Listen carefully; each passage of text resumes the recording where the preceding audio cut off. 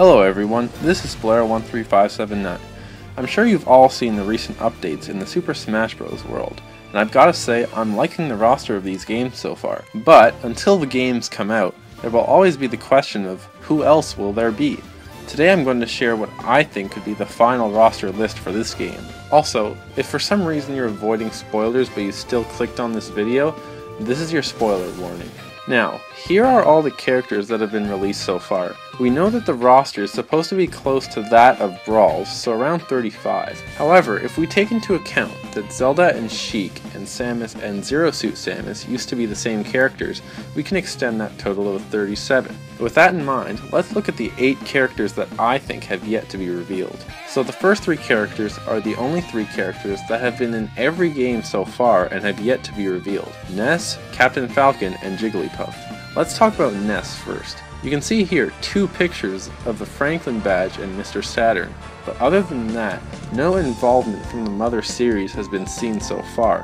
Obviously, I'm a big fan of this series, so seeing Ness gone would be very tough for me. In fact, I'm still trying to get over the fact that Lucas is most likely gone. But by seeing that these 2 things are in the game, I'm certain that Ness will in fact be one of the playable characters in the game. Some of these things that I said for Ness could also apply to the next character, Captain Falcon. We've seen the Samurai Goro assist trophy, so we know that there will be F-Zero involvement in the game. Also, Captain Falcon is one of the most popular characters in the Smash Bros. Series, simply because of...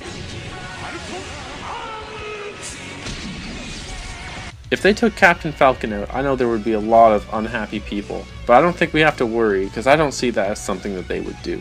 As for Jigglypuff, it's definitely the long shot of these 3 characters, because if it was in, it would be the 5th Pokemon character. However, due to its popularity and once again being from the series from the start, I do think it will be in the game.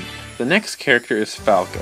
I think Falco will be included simply because having Fox isn't really enough representation of the Star Fox series. In Brawl, there were 3 characters from the Star Fox series: Fox, Falco, and Wolf. So only having 1 character seems like too little. As for why I think it will be Falco, well, it's simply a matter of familiarity. People know Falco more than Wolf due to Falco being in Melee, but I really wouldn't be surprised if Wolf was in this game, because apparently Sakurai doesn't mind throwing in surprises. Next, we have the only new character I am including: Chrom from Fire Emblem Awakening. The obvious reason here is the pattern of removing an older Fire Emblem character in each title in favor of a newer one, starting from Roy to Ike. With the success of Fire Emblem Awakening, it's only natural for one character from that game to be included, and I believe it could be Chrom. Again, it could be a different character from that game, like maybe Lucina, but I'm open to surprises once again. Also, we know that Arena Ferox is a stage in the 3DS version, so it would make sense that someone from that game would be included.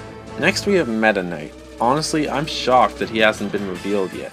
He was almost literally the face of Super Smash Bros. Brawl and a fan favorite. In my opinion, I would find it strange for King Dedede to be brought back, but not Meta Knight. Also, Mr. Sakurai created the Kirby series, so it would seem weird for him to take away one of the most popular characters from that series. Now this character is one I'm still on the fence about, but I'm gonna go with it anyway.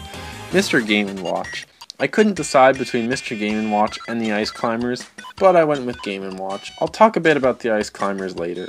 After Mr. Game & Watch's inclusion in Brawl, I could really tell that they wanted to keep him in the series just as an homage to the old days of Nintendo. He's got his own fighting style, so he's not like any other character, and it would be tough to replace him. Some people might say that each game has kind of a strange character or a surprise character, and that maybe the Wii Fit Trainer replaces Game & Watch in this game, but I think that maybe the Wii Fit Trainer might replace Rob the robot from Brawl. So that's why I think that Game & Watch will still be in. The last character I'm putting in is Ganondorf. With Zelda in, Ganondorf, in my opinion, is a shoo-in. For you can't have the Triforces of Wisdom and Courage without the Triforce of Power. Ganondorf has been in each Super Smash Bros. Game that Zelda and Sheik have been in, and because we know that those 2 will be in this version, it's only natural to think that Ganondorf will be too. There is the possibility that a different Zelda villain will be included, such as Girahim or Demise, but Ganondorf seems the most likely. Besides, the iterations of Link and Zelda are from Twilight Princess as in Brawl, so it would match up with that. So there you have it, my predicted roster for the upcoming Smash Bros. Games.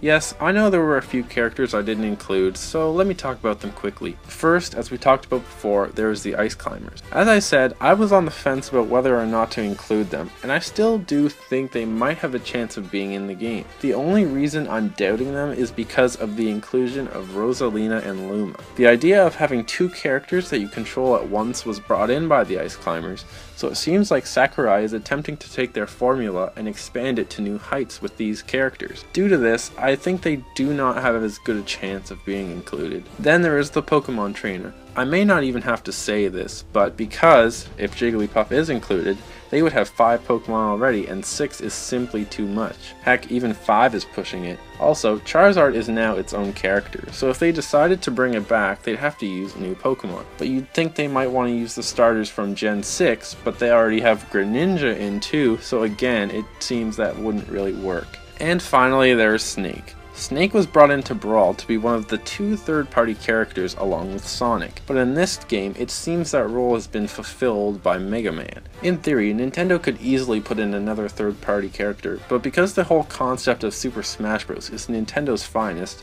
I think they would want to keep the number of third-party characters to a minimum. Also, with Snake's latest appearances on competing consoles, it doesn't seem like the Metal Gear series is at the top of Nintendo's to partner with list. With those out of the way, that ends my video of what I think is the roster for the new Super Smash Bros. Games. Were there any characters that I left out that you are sure will be in it? Obviously there are going to be characters that people want included that I did not include, but these characters are not necessarily the ones I want the most, but are the ones that I think will be in it.